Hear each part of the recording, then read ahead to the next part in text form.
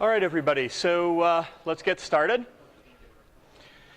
So today we're going to be talking about accuracy and confidence. So most of the course so far we've been talking about how to estimate stuff from data. But today we're going to be talking about how do we know how much we trust these estimates, right? Which seems like a pretty important question. Somebody brought it up, within the first few weeks of the course, and we postponed it until now. So you can think of the lectures that Alex gave last week as being one answer to this question, right? We can prove ahead of time. So the idea is we learn a classifier from our training set, and then on the training set, we estimate the accuracy of that classifier. And we know that's probably going to be wrong, but by bounding the complexity of the classifier and using the techniques that Alex discussed last week, we can prove ahead of time, without even looking at the data, that our training set estimate of prediction error will have accuracy epsilon with probability at least 1 minus delta, right? And that was using things like bounding the VC dimension of our hypothesis class or bounding the Rademacher averages. And we had to handle two issues, right? Limited data means that we're going to get a noisy estimate of the error of any single model, but also selection bias means that we're going to pick a lucky model rather than the correct one, right? So if there are a whole bunch of models, each of which has a true performance that's pretty good, then by chance some will perform better, some will perform worse, and when we do, for example, likelihood maximization, we'll pick one that happens to perform better, and so we'll get an optimistic estimate of its error. So any questions on that from last week? All right, cool. So I just wanted to give an example of selection bias before we move on. So suppose that it happens to be the case that when we evaluate one of our models, we get a normal distribution with mean 2 and standard deviation 1. So this could be the likelihood, it could be some measure of customer satisfaction, whatever, right? But we know that we have n different models that are all actually exactly the same. They all have mean performance 2, but when we measure based on limited data, we get standard deviation 1, so we have a noisy estimate of their actual performance, right? And so now, if we have just one model, right, it's going to have this blue curve here, which is the cumulative density function of a normal distribution, of a standard normal distribution, right? So in particular, there's 50% chance that it'll be evaluated below 2, the correct value, and 50% chance that it'll be evaluated above 2, all right?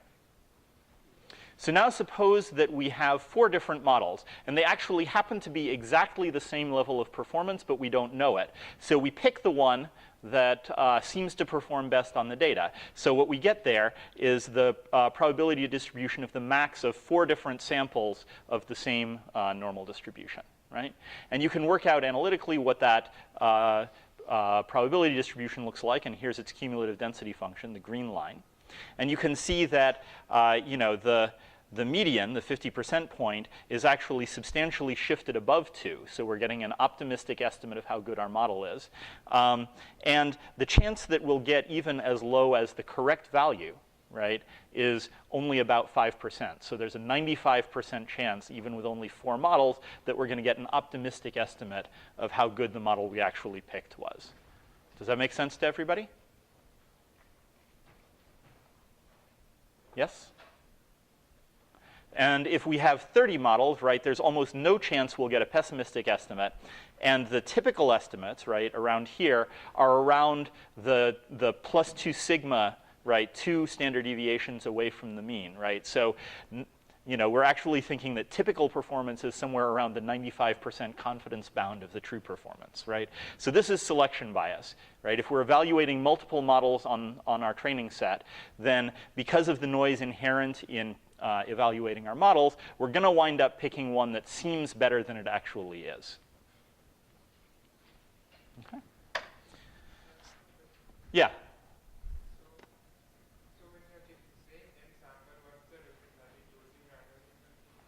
So we have n models, right, not n samples. So we have a single random sample on which we evaluate n different models. And what I've said here is that each model when we evaluate it on the sample, our estimate of how good it is follows a normal distribution with mean 2 and standard deviation 1. Right? So for example, we do classification on a holdout set, and we get the accuracy of our model on the holdout set, and that's a random variable, right? Because we could have gotten a different holdout set. Yeah? Here you take the mass.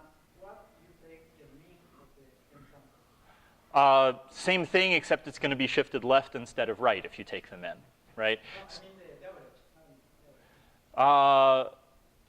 So we're selecting just one model, right? So we're using our training data to select a model, and we're selecting the model that looks best on our training data. That's either a max or a min. It's not an average. But can you average the predictions of the n sample?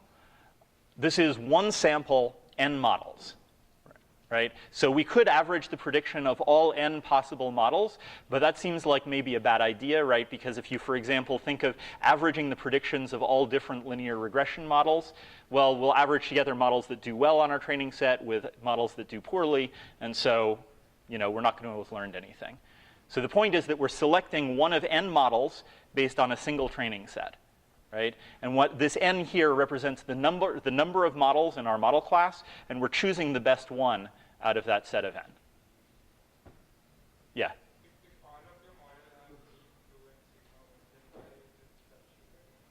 and sigma 1, Then if all of the models have mean 2 and sigma 1, then what's happening with the shift? Why is there a shift?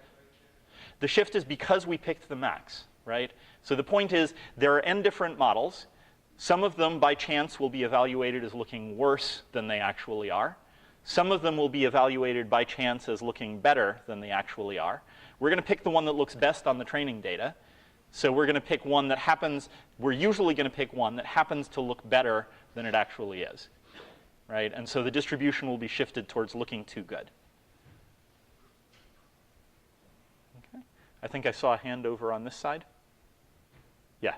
So, but when you're saying you're picking one that looks best on the training data, but if your training data is a very good sample of your regular data, then you're actually doing the right thing, correct? If you have a very large sample and it comes directly, and it comes from the right distribution, right, then yes, you're going to have each one of your models will be evaluated very well, but there will still be some noise. Any finite sample, there's going to be some noise.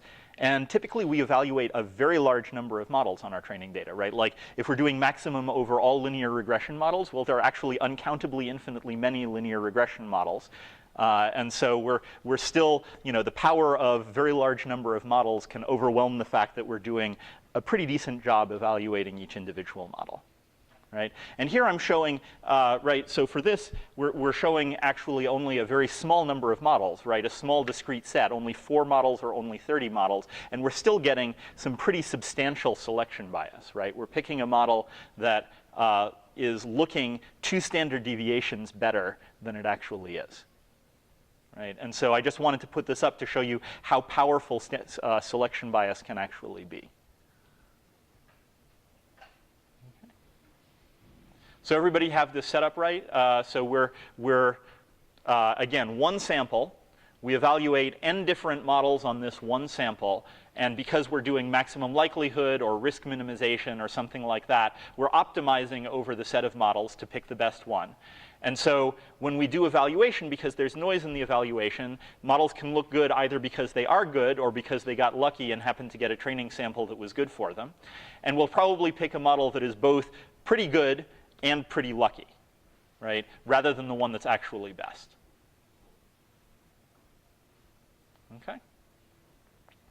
So think back on last week's lectures, right? So last week's lectures are all about bounding the effect of this selection bias, right? So for example, if you say that you have linear classifiers with no intercept with D features, right? Turns out that that class has VC dimension D. And there was a bound that Alex put up last week saying that with high probability, if you have more than so and so many samples, you're going to have the actual estimate of the training set error of the model that we actually pick is going to be within epsilon of its own true error, right? And so what that means is we're selecting a model that's pretty good, you know, no more than, you know, order epsilon away from the max. Okay? So hopefully that helps make more sense of why we were doing last week the stuff we were doing last week.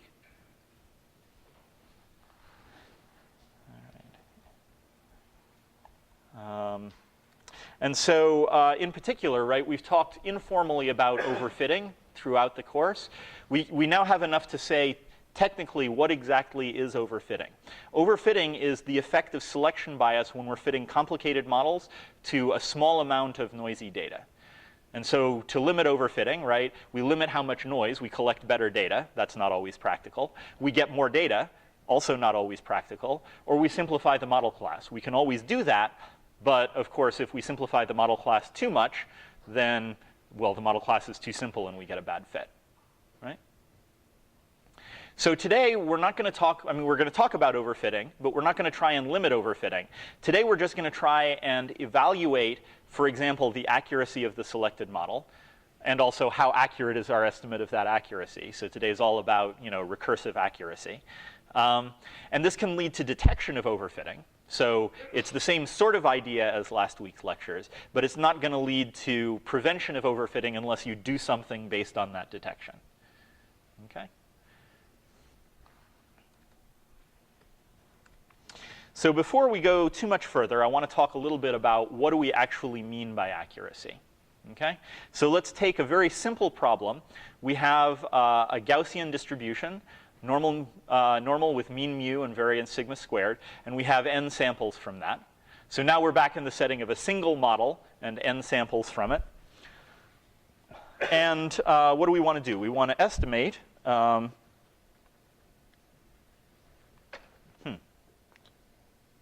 okay, for some reason my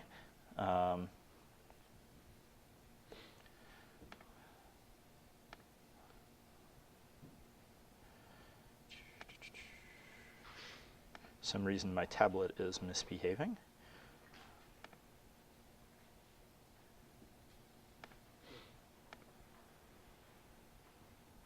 Okay. Did this work better?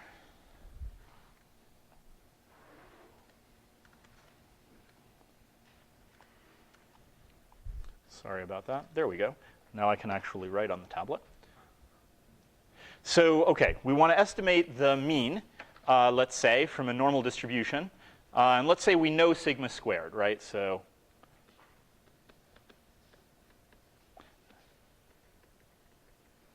right, and so this is a very simple estimation problem. The typical estimator that everybody would want to use is the sample mean, x bar 1 over n sum over I of xi, right? And that's I equals 1 to capital N, although I'm not going to write the ranges every time.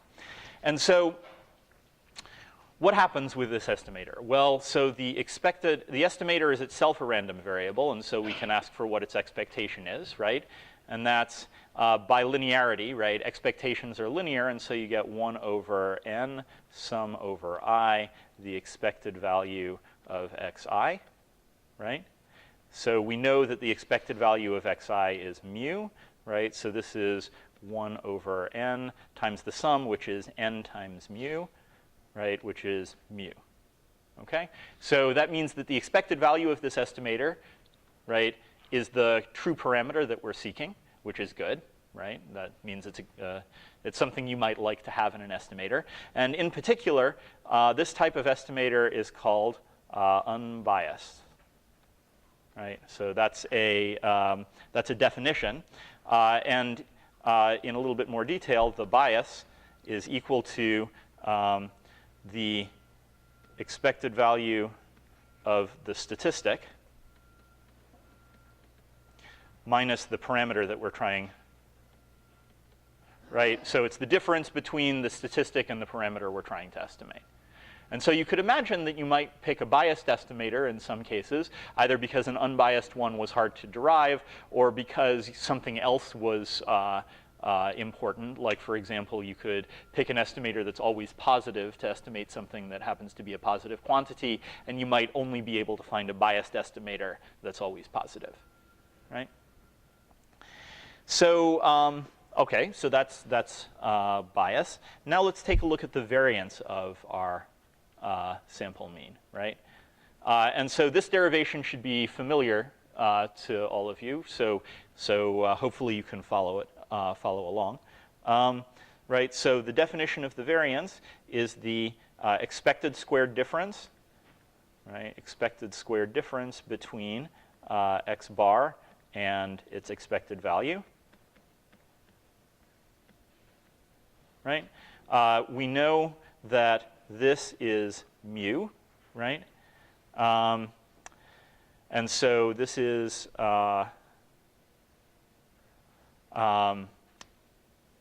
just for simplicity, let's pretend that mu is equal to 0, right? Obviously, we can't, if we knew that ahead of time, we wouldn't need to estimate mu. But to keep the expressions that are coming up from being too complicated, let's just pretend mu is equal to 0, right? Then this is equal to the expected value of x bar minus mu squared, right? Equals expected value of 1 over n sum over I xi minus mu squared, right? And so we can now expand out this square, right? So this is equal to, well, so we can pull out the 1 over n squared, right? So 1 over n squared expected value of, and now we're going to have, oh, right, sorry, I was pretending mu is 0, so those go away. Sum over I. Now, because we're squaring a sum, right, we basically do turns into a double summation, cross product of all pairs of terms, right? So this is xi xj, right? And now this is kind of interesting, right? So there are going to be two cases. If xi is the same, if I is the same as j, right, then this is equal to, well, then this sum is equal to xi squared if I is equal to j, right? And there are n such terms. So sum over I of xi squared, right? And then there are n squared minus n terms where I is not equal to j. And we assumed that this was an IID sample, independent sample. And so the product of two independent variables, the expectation of the product is the product of the expectations. Both of the expectations are mu, which is 0, right? So those terms just vanish, right? So out of this sum, double sum with n squared terms, only n of them remain. And this one here, right, the expected value of xi squared, well, that's just sigma squared. That's the definition of the variance of one sample. So this is 1 over n squared times n sigma squared, right, is sigma squared over n.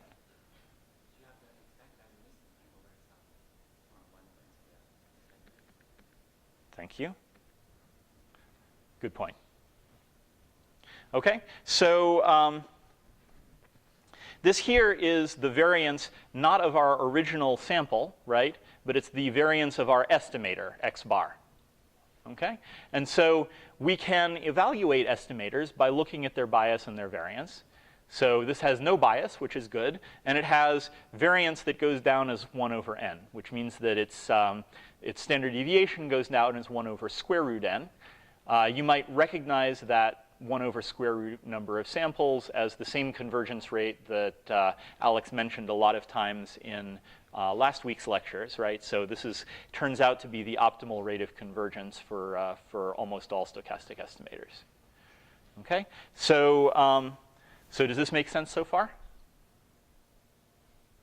Yeah. Okay. Good. You were paying attention in the first part of the course. Okay.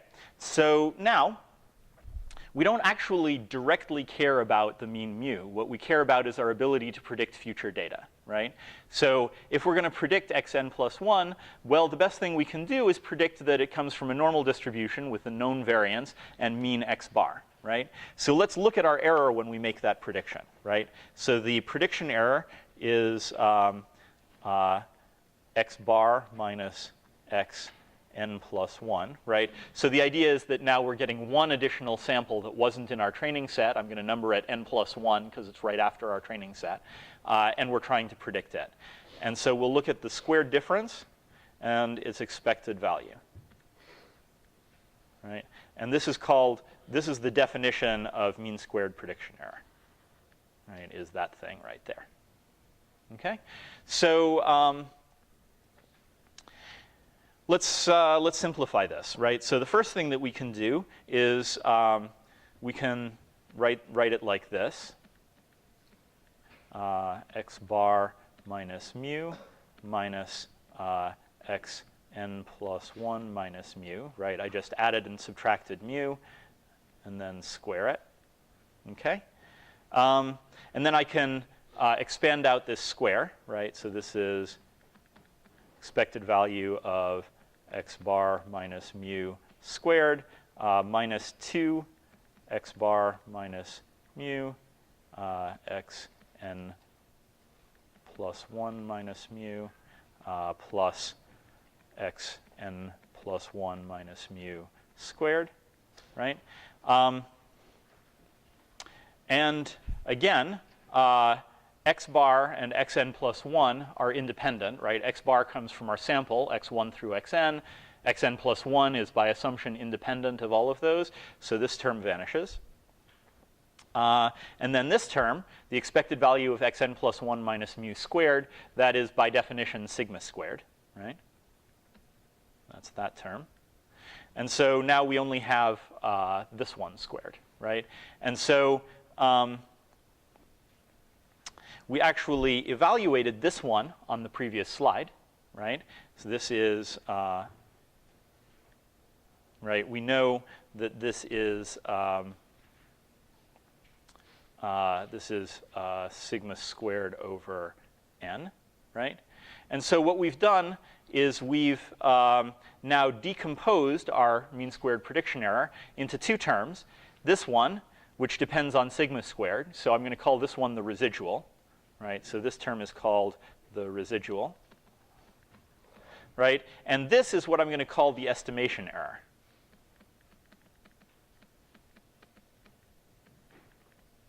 Right? It's the mean squared difference between the parameter we're trying to estimate and our estimate of it.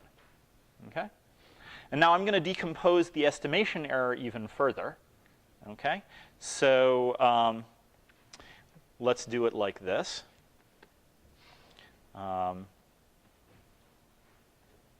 So we'll have now x bar minus the expected value of x bar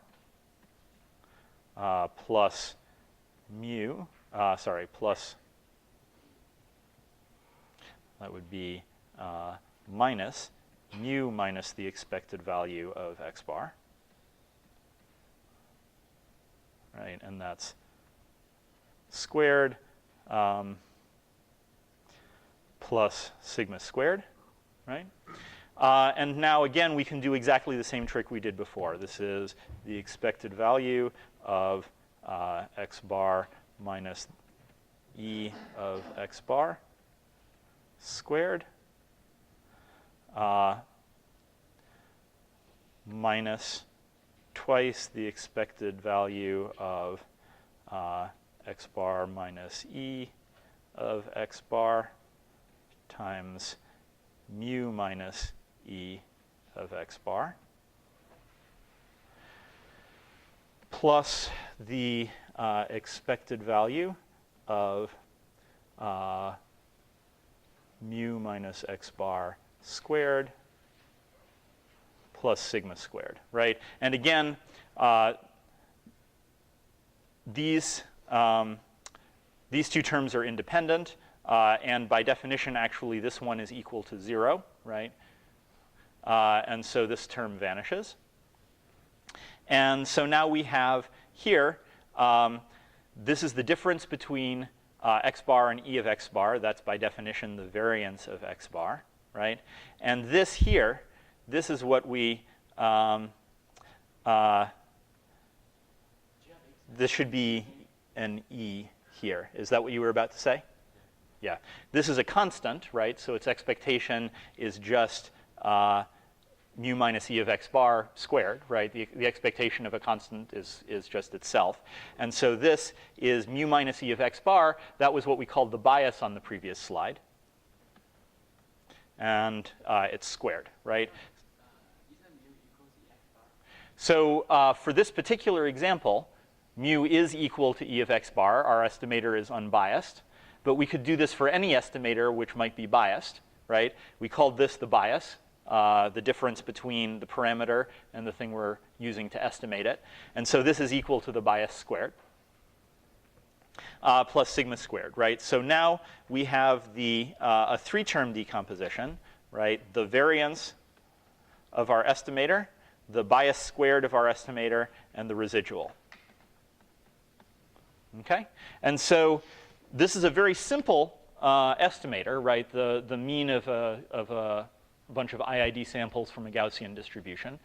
But this sort of decomposition into three terms, the bias, the variance, and the residual, is very general. It holds for a huge variety of different estimators, right? Anytime you try and decompose the mean squared prediction error, you can decompose it into these three terms. Okay? So does this make sense to everybody? Yeah.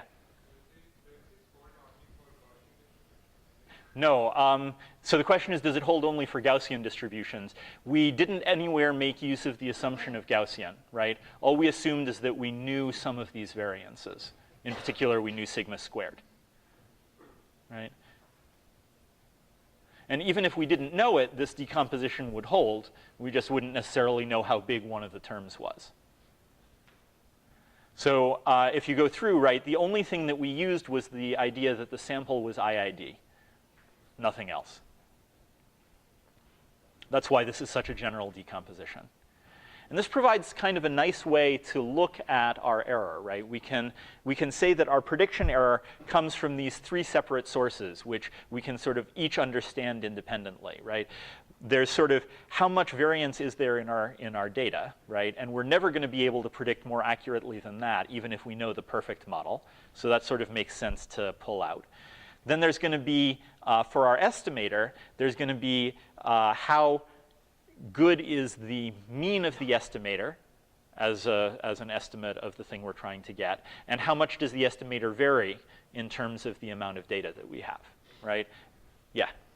So of those three components, only the residual is specific to the sample? The actual, right, so this is actually the expected residual. So it's not even specific to the sample, right? All of these things are in expectation over all samples. So, right, the sigma squared is not a property of the sample. The bias of our estimator is not a property of the sample. I mean, the actual observed difference between the estimator and the true thing, that's a property of the sample, right? But this is the expected difference between the estimator and the true thing. And then the same thing, the variance of our estimator is something that we've averaged over all possible samples. Yeah? Right.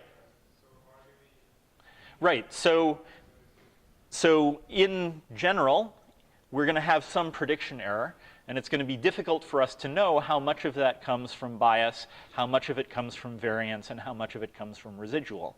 And so we're going to be talking for the rest of the lecture about how to estimate parts of that. Okay. More questions? Cool.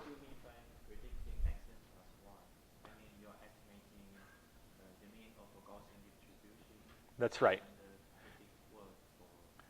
We are trying to get a prediction which is as close as possible to xn plus 1 in terms of the expected squared error, right? So, for example, you know, these could be stock prices, and somebody could ask us whether we want to go long or short on the next stock, right? And so if we can predict as well as possible the mean value of this next stock tomorrow, then we know whether to go long or short, for example, and how confident we are of that decision.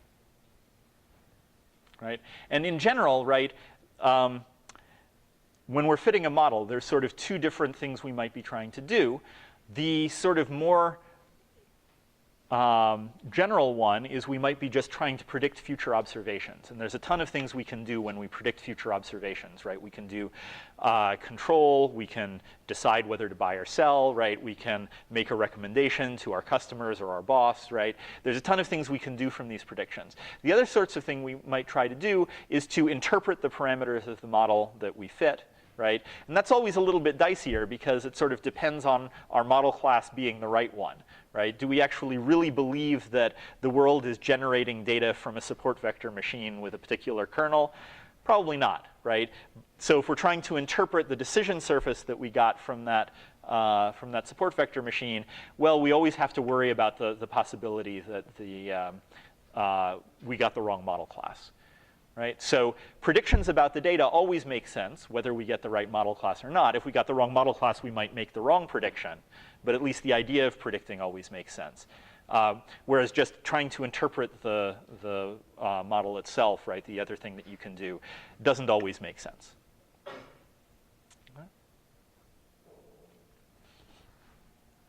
OK, so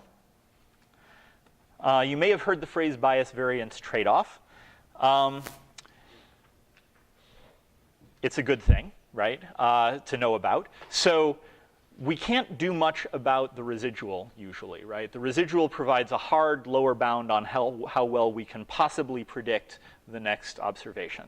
So we're mostly concerned with the estimation error, which we define to be the bias squared plus the variance. And it turns out that we can always trade, like we want both of them to be small. But typically, there's sort of a lower limit, right? We can always trade to some extent. For example, if we always estimate 0, the variance of our estimator is really small. There's no variance of our estimator. But the bias is probably going to be pretty big, right? Unless we got an inside line from somebody telling us, oh, the mean's going to be 0 ahead of time, right? So there's this thing called the Cramer-Rao bound that formalizes this idea that if you try and push down on the bias, you may increase the variance. And if you try and push down on the variance, you may increase the bias, right? And what's going to wind up happening is that there's some quantity that depends on both the bias and the variance, which is lower bounded by a property of the estimation problem, OK? So the Cramer-Rao bound looks like this. Suppose we have some parameter theta, right, that we're trying to estimate. So theta could be the mean mu, for example, from the last Gaussian example, or it could be something more complicated. And we have an estimator theta hat, which we're trying to use to estimate theta, right? And as you recall, we defined the expected value of the difference between those two things to be the bias, which I'll call B, right? And it will depend on theta in general, right? It might be that if we try and estimate theta and theta is small, we have a high degree of bias. And if we estimate theta when theta happens to be large, we'll have a smaller degree of bias, right? So this is going to be, in general, a function of the parameter theta. And what the Cramer-Rao bound says is that the expected squared difference between theta hat and theta, whoops, that should be matching parenthesis, right, is greater than or equal to, right? So this is a lower bound on how close we can get in mean squared error. It will be b of theta squared, right? So bias squared plus 1 plus the derivative of b at theta. And this will be squared over a quantity which I'll call I of theta. OK? So I of theta, we're not going to talk much about it, but it's called the Fisher information. And the Fisher information is a measure of how difficult the estimation problem is. So if you have high information, it's going to be an easy problem. If you have low information, it's going to be a hard problem to get low mean squared error. And it's always positive, right? So you know, the worst you can do is 0 information, right? You might have a lot of information, and the more information you have, the better you're going to be able to do in the limit, right? So what this is essentially a bias squared plus variance decomposition, but it's a proof that this is the best possible that you can get. Yeah?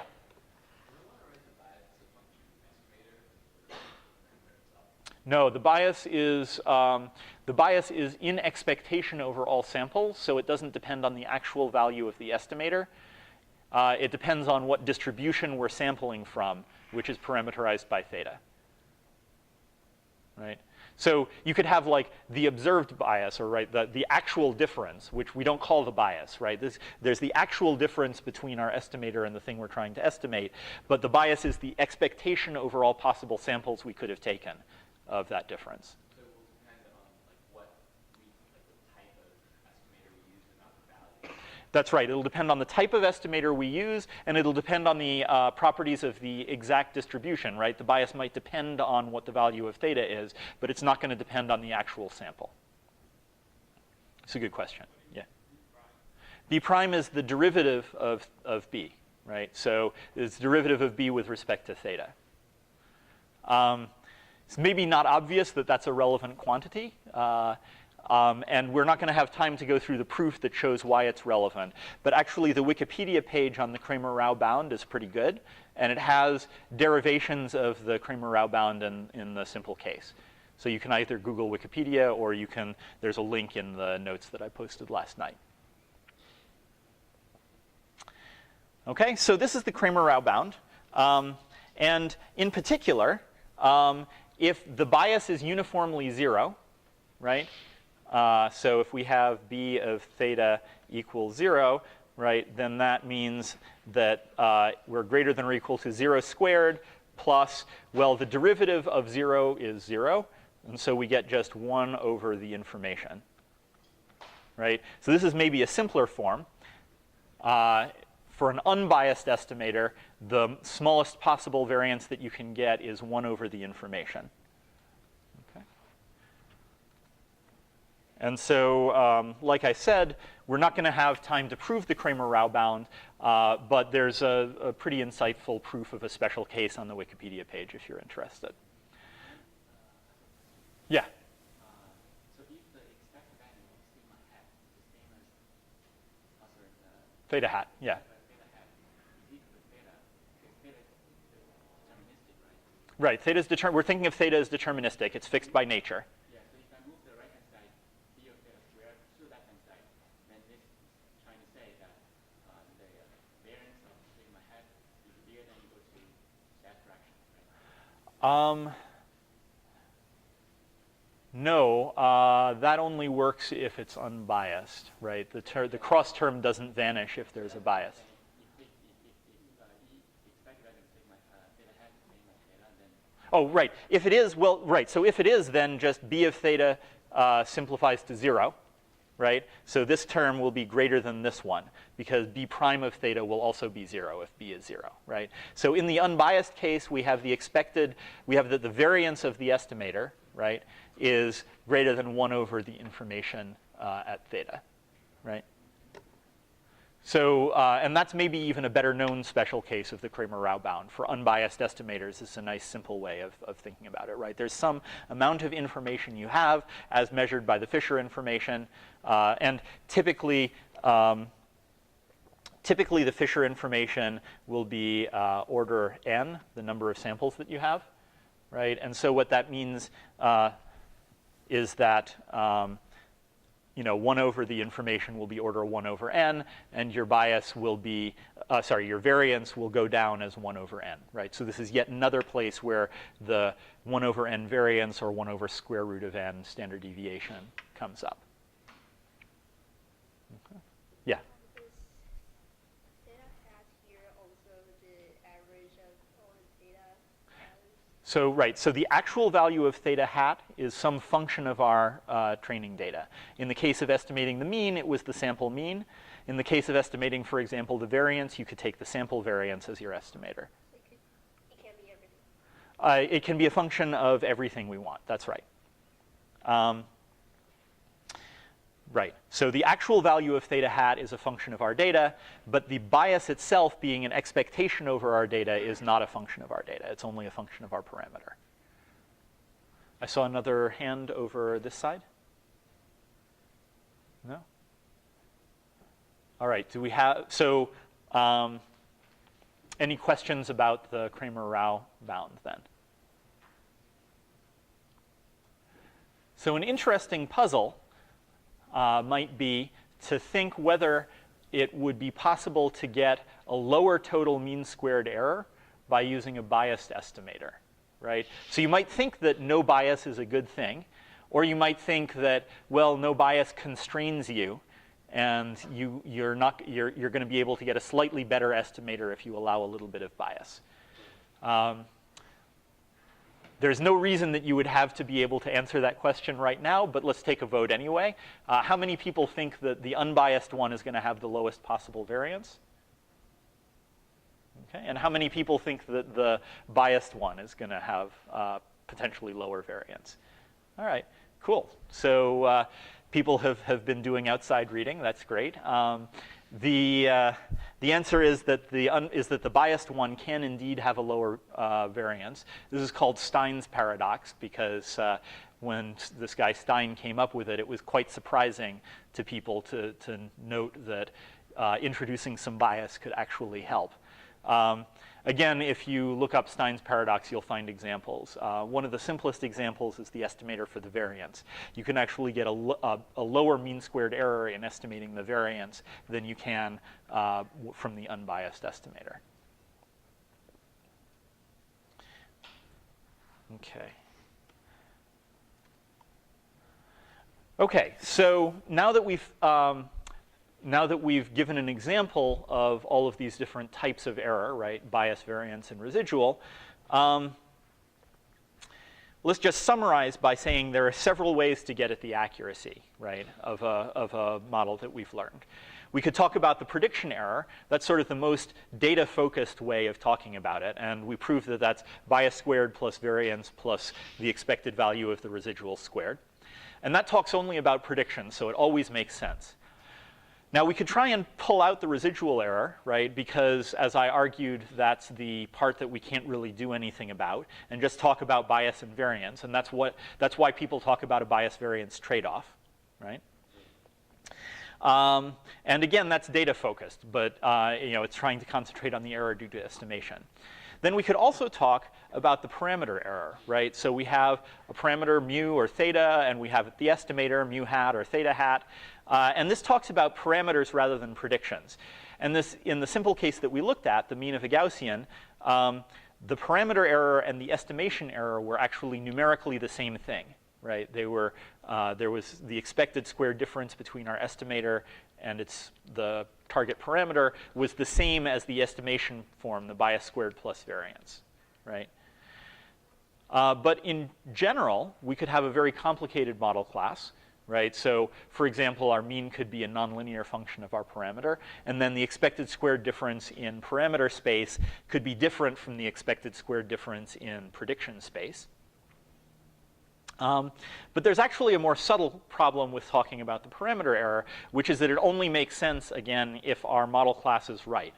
If our data turn out not to be coming from a Gaussian distribution with mean mu, it doesn't really make sense to talk about what the value of mu is, right? It could be coming from a Poisson distribution with log rate lambda, right? And then mu doesn't make any sense. So in some sense, the parameter error is something that people often try to estimate, but it's the one that's sort of most dangerous to actually try and interpret, right? Because you're making the assumption that your model class is at least, if not correct, at least relevant, right? So, so we're going to be talking mostly about the estimation error, occasionally about the other forms in the rest of the lecture. And if we want to evaluate any of these kinds of accuracy, well, if we're lucky, we're going to be able to derive them from first principles, right? I went through this derivation in the first half of the class where we derived the bias, variance, and residual for this normal estimator from first principles. But in general, we're going to have to estimate them from data. And there's a ton of ways people have developed to do this, ranging from holdout data to the sorts of tail bounds we talked about last week to normal theory, right? You remember we talked about the central limit theorem, which says that if you take the average of more than a few things, you probably have something pretty close to a normal distribution for the average. So anytime your estimator is an average over your data, you can use the central limit theorem to try and derive a normal approximation to its distribution, and then use tables of that normal distribution to get a tail bound. Right? And that's actually one of the most common ways of doing things. Although, again, it's dangerous because you're assuming that the normal approximation is accurate. And the more complicated your estimator is, the farther from, you put this normal assumption somewhere in the middle of a complicated derivation, and it's not clear what the final result of the assumption is. And then finally, today's topics, the cross-validation and the bootstrap. Right? So there's a bunch of ways to evaluate accuracy, and we're going to talk about these last two in the rest of the lecture. So our goal is to estimate sampling variability from data. And we're going to assume that we don't have a theoretical way to do it, right? So we could go and hire a PhD statistician to go and work for a while, think really hard, and come up with a theoretical bound on our estimation procedure. But we just want to use data, right? We want to be very machine learning-y and applied and get it from actually let the data tell us everything. So we've computed something, maybe a classification error rate, a parameter vector, a prediction error. For simplicity, let's suppose it's a single number. Let's say the ith component of the weight vector of a linear regression, or the sample mean, right? And we have a procedure for computing this number given a sample, right? And so I'm going to write this whole complicated procedure as f, right? So f is some function that takes our sample here and produces our number that we care about here, right? And so f could be linear regression. It could be a support vector machine, right? It could be something that involves complicated splits of our training data and estimating things, right? So f can be a very complicated function, but from the point of view of this discussion, let's just assume that it's fixed, right? And for concreteness, let's just fix it to be the sample mean, because that's going to be simple to think about. And our question is, how much would the answer t vary if we had taken a different sample? All right, so everybody understand what the question is we're trying to answer? Yeah. What does T represent? What does what represent? T. T is the thing that we're computing, right? So in this case, f is the procedure that we're using to compute our estimator, and t is the estimator itself, right? The output of our code. So f is like some MATLAB file that we run that loads up the data and puts out a single number. Let's say it calculates the mean of the data, and then t would be that mean. Can it be what? A prediction error, yeah. It can be anything that we can write a function to compute, right? So we have, any deterministic .m file, right? F could be that, right? So somebody just hands us f.m, right? And it takes as arguments a sample. We don't know what f is, but we can evaluate it on our sample and find out what the number is. Okay? So this is a very general setup. Okay. So the question is, how much would t vary if we had taken a different sample? And of course, the gold standard is we take a new sample, right? We get m independent data sets, each of size n, right? And so we'll call these data sets, x1j up through xnj, right? Where j is equal to 1 up to m, right? And we run our computation m times, right? So tj will be equal to f of x1j up through xmj, right? So we take our jth sample, we apply our procedure to it, the output is tj, and then we look at the distribution of tj, right? So we now have m samples of that distribution, and we can calculate things like its mean, its variance, its upper and lower 2.5% quantiles, right? So we can calculate anything we want from that sample. Okay? So everybody understand why this would work? Right? Sort of makes sense that, yes? Are we assuming f is linear in x of n? F is not linear in necessarily anything, right? F is some .m file that some crazy person gave to you. But then t could change based on the ordering, not the sample. T could change based on the ordering of the sample. That's correct. Many estimation procedures will be invariant to the ordering of the sample, but not all of them.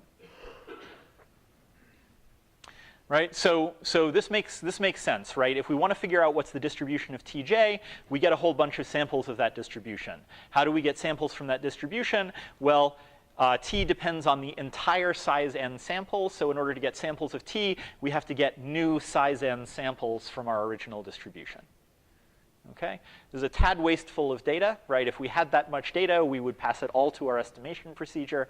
But it's a good way to think about what it would mean to get the distribution of T. Okay? And so the cross-validation and bootstrap are ways to approximate this gold standard, but cheaper in terms of data, right? They're going to use a lot of computation, but the idea is that they'll spend computation instead of having additional data, right? And the benefit is that they're going to work for nearly arbitrarily complicated models, right? They'll work for a pretty wide class of functions f, and they'll typically be tighter than the tail bounds that we talked about last week. But, of course, you can't get something for nothing. They're going to involve difficult to verify approximations and assumptions, right? And so the sort of thing that's going to happen is that they'll only be correct in the limit of a large sample, and we won't know how large a sample we had to take in order for them to be correct. Okay? But often they'll be pretty good, right, in practice. And so the basic idea of both the cross-validation and the bootstrap is that we're going to take our original sample, x1 through xn, and rearrange it m times in order to build each new sample, right? And the exact way we rearrange it depends on what the exact procedure is. But the idea is, you know, we could reshuffle it, we could add noise to it, we could partition it in different ways, right?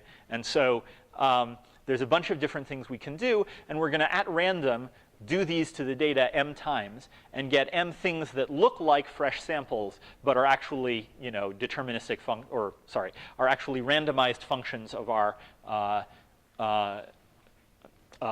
initial sample. Okay? So this idea makes sense?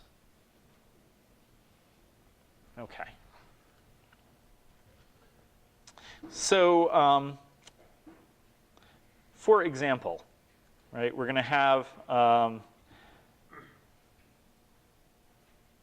I should point out, by the way, so the name bootstrap comes from the expression pulling yourself up by your bootstraps, right, which is impossible. So the people who first came up with this thought that this sounded too good to be true as well. But it turns out that there is actually a pretty rich and deep theory around bootstrap and similar methods. So, right. So let's now take a look at an example. So this is going to be an example of the basic bootstrap. And so, oops. Right? And so here is, here's the example of the problem that we're trying to do. We're trying to find the mean of this distribution here, right? And I happen to know, because I told MATLAB what the distribution was, that its true mean is 1.5. But we actually only have a sample. This is a sample of size 200, and I made a histogram out of it. And you can see it sort of looks like the right distribution, but of course there is a fair bit of variability, right? And so if we estimate using the sample mean, it's 1.61 about, right? So close, but not exactly the right thing, okay? And so what the basic bootstrap does is it treats x1 through xn as a non-parametric estimate of the true distribution. So we're going to estimate the true distribution by putting delta functions on all of our samples. And to get a new sample of size n, we'll draw n times from this proxy distribution. with replacement, meaning that we draw n times one of our n samples, right? So we get n random integers between 1 and n, and each time we select the ith one of our original samples. Once we've done that I times, we have a reassortment of our original sample, and we call that our new sample, right? And then we do that m times, so we get m reassortments of our original sample, each of which is going to be a proxy for one of our resamples, right? One of our new samples from the original distribution.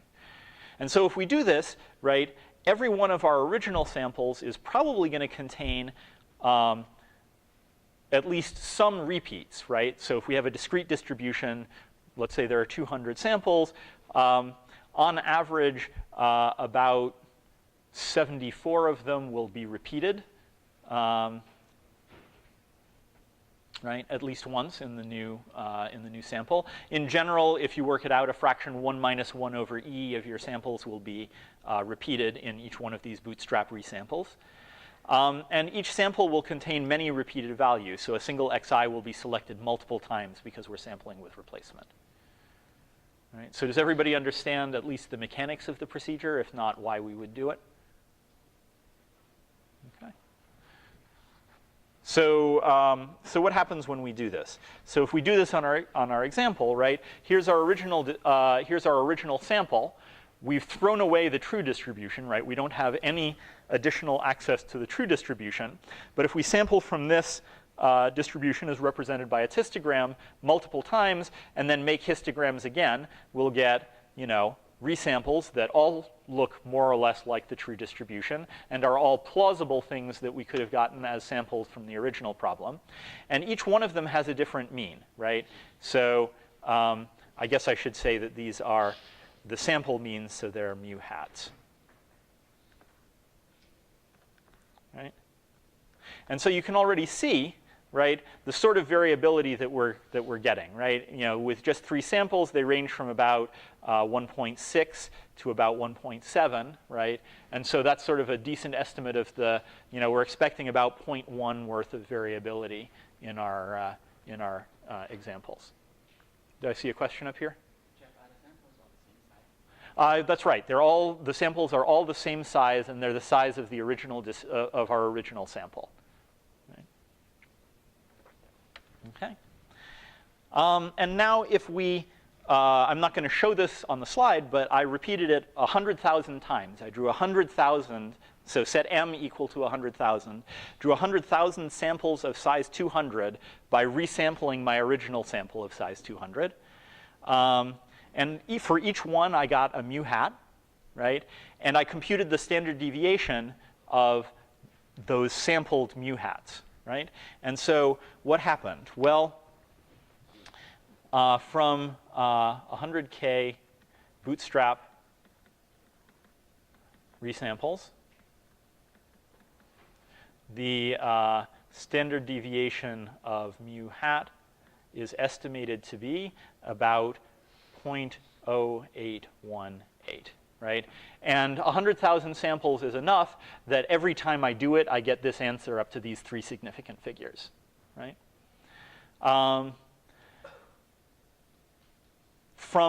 Because I actually know what the original distribution was, I can calculate the true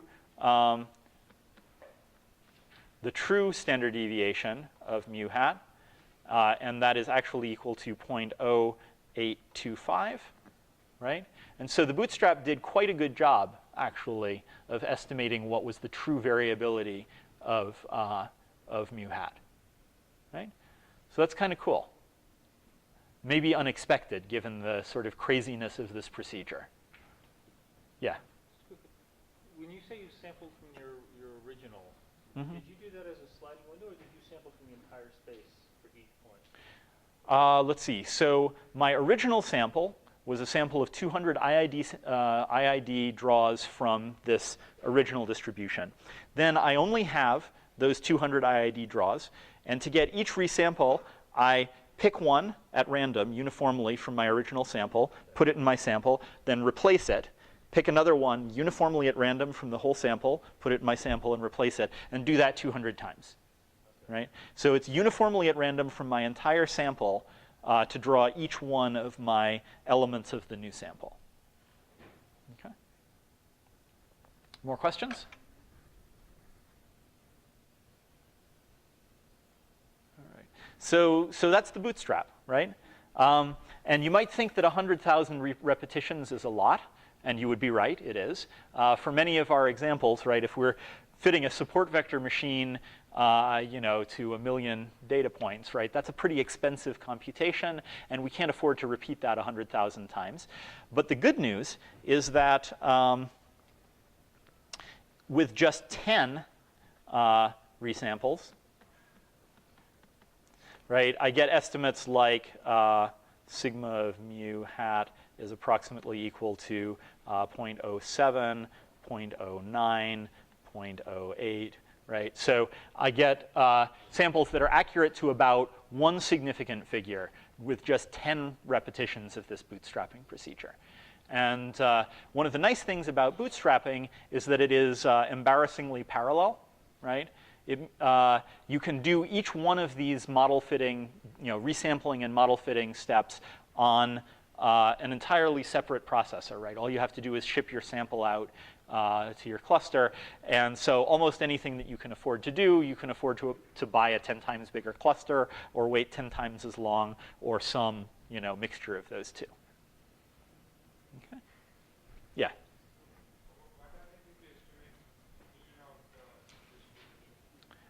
The mean of the bootstrap resamples? Right, so that's exactly what I do, right? So I estimate mu hat from each bootstrap resample.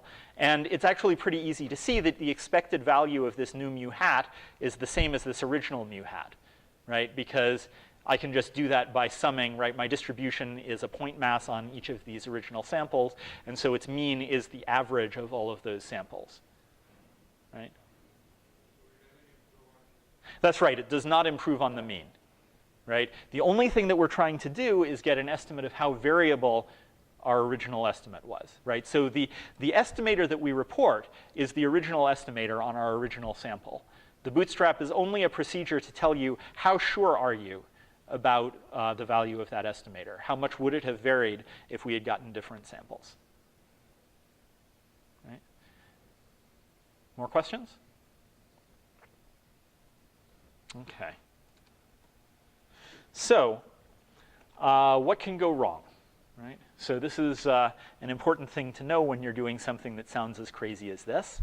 The first thing is that convergence of the bootstrap is typically only asymptotic, meaning that you have to have a large original sample in order to get a correct estimate of the uncertainty of your sampler, right? So as your original sample gets larger, the uncertainty in your estimate typically, in your statistic, right, in your estimator, typically goes down as you have a larger sample. And also the bootstrap resampler will get you a more and more accurate estimate of how much that uncertainty is, right? And so to get an idea of what sort of thing can happen, let's go back now to, right, this is the original distribution, and it's bimodal, right? And one of the modes is bigger than the other, more probable than the other. And so what happens if most of your sample happen to be from that larger mode, right? Well, your sample would look like it was a sample from a Gaussian distribution in that mode, right? And that Gaussian distribution has very small variance compared to the original distribution, right? And so if your sample looks like it came from this Gaussian distribution, the best the bootstrap resampler is going to be able to do is tell you the variance of that Gaussian distribution, right? And so if you miss that mode in your original sample, there's nothing the bootstrap can do to put it back, right? And so you'll get an underestimate of the variance of your both of the sample and of your estimator. Does that make sense? And just to give you a sense of, like, this is actually pretty probable, right? So even if you allow yourself, if you require yourself to get no samples from the smaller mode, then in this problem, even if you take even if n is 10, even if you take 10 samples from this distribution, you still have about a 10% chance of missing the smaller mode entirely. And if you don't require yourself to miss the smaller mode entirely, you can get much larger samples that can be atypical in terms of having way too few samples from that smaller mode, right? So with a sample of size 200 in this simple one, that's unlikely. But somewhere between 10 and 200 comes that crossover point. And obviously, for a more complicated distribution or a more complicated estimation procedure, you need larger and larger samples before you get convergence. Okay. Yeah? How important is resampling with replacement? All of the theory depends on resampling with replacement. If you resampled without replacement, then you'd just get your original data set back, right? Because if you have a sample 200 times without replacement from a set of size 200, the only thing you'll do is permute your data. And many, as you pointed out, many of your estimators are invariant to the permutation. And so you'll get the exact same value of your estimator over and over, right? So it's important both in practice and in theory. And I can also reduce the size of the bootstrap sample. Right, so bootstrapping also depends on having the size of your bootstrap resample equal to the size of your original sample. We'll talk a little bit more about what happens if that's not true later. But you're right, you could say bootstrap, you could sample with replacement a sample that's a sample without replacement, a sample that's half as big, and that would have a decent amount of variability in it, and you might be able to learn something from that. And people have done versions of Bootstrap with smaller resamples, but we're not going to have time to go into what they are, because they're nowhere near as widely used as the original Bootstrap. Yeah? I think you can think about the resampling as first building the empirical CDF where you assign weights of 1 over n to each observation and sampling from that. That's correct. So you can think of the resampling procedure as first you estimate your distribution as having a delta function at each one of your points, right? And then that's a distribution estimate, and then you sample from that distribution estimate, which means with replacement. That's a very good point. Okay, so the other thing that can go wrong is that your original sample might not be IID, right? And so if you're, I mean, almost everything that we've told you so far assumes that your sample is IID. And if it's not, it sort of works anyway. The Bootstrap assumes the sample is IID, and if it's not, it fails badly, right? So this is something where your estimator could be somewhat robust to having non-IID samples, but your estimate of uncertainty could be badly affected by having non-IID samples. And that's actually typical of trying to estimate your certainty, is that a lot of the assumptions that we make in order to derive good estimators, they're okay for deriving the estimator, but they are in practice worse if you're trying to understand something about how good your estimator is. And so the way that that might happen, like one of the most common ways, is what's called an unmeasured covariate. So if there's something that influences your samples and you don't measure it, then that can, if it's the same between two samples, you can cause correlation between those two samples. So for example, suppose that we have a new, we're Monsanto and we have a new variety of feed corn that we're going to try and sell. And we want to measure its yield. Well, so we measure 100 different plots of this new feed corn. We plant 100 different plots, and we measure their yield, right? And so that sounds okay, right?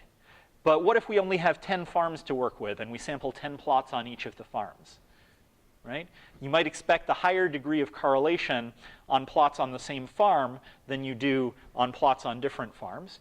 And if we haven't labeled what the farms are, and we just think of this as an IID sample from some, size 100 IID sample from some larger distribution, then we're going to have a bad estimate of the actual variability of the sample, right? There's going to be correlation between our samples, which means that we'll appear to have less variability than there actually is, right? Or suppose that we had only 2 farms and 50 plots on each of them, right? Then if there's something that's different between those 2 farms, we have almost no chance of inferring it from the data, right? There's nothing the Bootstrap can do to tell us about the variability among farms if we only have 2 farms to work with. Okay. That's a more general problem. Right. This is a more general problem with estimating uncertainty, and the bootstrap falls prey to it. Right. And so sometimes the bootstrap is going to have errors, right? And there are sorts of two types of errors we could have, right? We could have a conservative estimate of our uncertainty, in which our procedure for estimating uncertainty tells us typically a higher value than the true uncertainty. And we could have an optimistic estimate where we think it has a lower value of the uncertainty than is actually true. And if you think about it, right, both of these failure modes, they tend to lead to optimism, right? So if we miss the extra mode, then we'll have lower variability in our sample, and so we'll estimate lower variability in our estimator. Same thing with lack of IID. If all of our samples come from the same farm, we'll think that the distribution is tighter than if they actually come from a good variety of farms, right? And so the question there is, should we worry, right? So let me tell you a parable, right? There's a new drug. We're a biotech startup. There's a new drug where we have some outcome measure that's a real number, higher is better, and we measure its mean outcome on a sample to be 1.327, right? And the old one we know with high certainty is outcome 1.242, right? So we think we may have a winner on our hands. We run the bootstrap to estimate the uncertainty in this number, right? So the bootstrap is looking for how uncertain this number. It estimates a standard deviation of 0.04. So that's great, right? We have a 2 sigma effect. That's probably not due to chance, right? We go and tell our investors, yeah, we have a new drug that's better than the old one. And we enter phase 3 trials, which typically cost millions of dollars, right? But, you know, hiding out here is the fact that the true variability of this number is actually much higher, right? And so this is actually a 1 sigma effect that could be due to chance. Happens it was due to chance. Whoops, it isn't better after all, right? We just wasted $1 million of somebody else's money. So typically, being optimistic is worse than being pessimistic when you're talking about uncertainty estimates. And so you know, this is a problem, right? Everybody understand why this is a problem? All right, so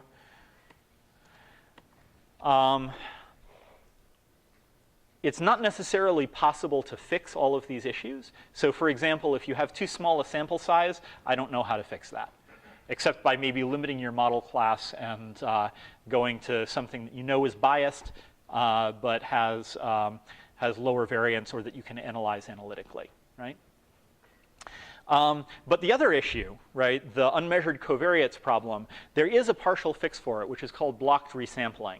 And the idea is that you can divide your sample into blocks that tend to share the unmeasured covariates. For example, in our corn yield example, the covariate was the farm. And so if we use the farm to divide it into blocks, then within each block, we tend to share a value of the covariate. And we can't always do it that nicely, right? We might only be able to divide in blocks based on something that's correlated with this unmeasured covariate. But we can still do that. And then within the bootstrap, we can resample a whole block at a time, right? And so the whole block is included or excluded on its own, right? And so for a time series, for example, we can break it up, instead of breaking it up randomly over time, we can break it up into blocks of nearby times.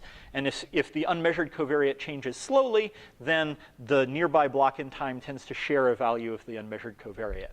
Or another good example is the Netflix data, right? So there it's users by movies, and if there are unmeasured covariates associated with the users, which there almost certainly are, then we can block by users and resample users and get a better estimate, a more accurate estimate of our uncertainty. And the only problem with this is that you need enough blocks to resample, right? So you're not going to be able to, you know, if you only have 5 users in the Netflix data, again, you're sunk. Or if you only have 5 farms in your corn yield trial, you're sunk. Right? So questions on blocked resampling? Yeah. Maybe just understanding, wouldn't you want to resample within the blocks rather, like partition to blocks, resample within each block, and then see that actually in the sample at the same size? You could do that as well, right? So the prescription is to take advantage of block structure in your resampling, right? And so instead of including or excluding a whole block at once, you could pick the block and then resample within the block. And that might well be an improvement. I don't actually know the theory that tells me which of those two things would be better. Yeah? That doesn't work for time series, right? If you want to preserve the Well, so for some time series learners, it does, right? So for example, in a spectral method for fitting a Kalman filter, right, what you need are short windows of the time series. And so exactly resampling whole windows at once is what's gonna give you the right answer, or resampling groups of nearby windows. You wouldn't want to change the order. Right, right. You wouldn't want to, so you wouldn't want to change the order within the time series, right? But you could resample a block and then compute within that block statistics about what tends to follow what, right? You could do that with a hidden Markov model as well, right? Like you could pretend that instead of one long sequence, you had a bunch of shorter ones and run forward-backward algorithm to estimate the latent states in each one of the shorter blocks. Okay, so some further reading. There's a nice online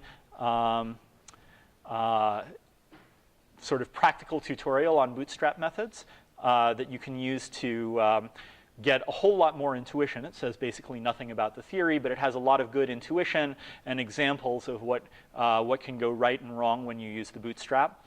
And then there's this sort of more theoretical description, Hesterberg et al. And I think that is probably a good place to stop. So we'll talk again on Wednesday about cross-validation methods and then get into graphical models.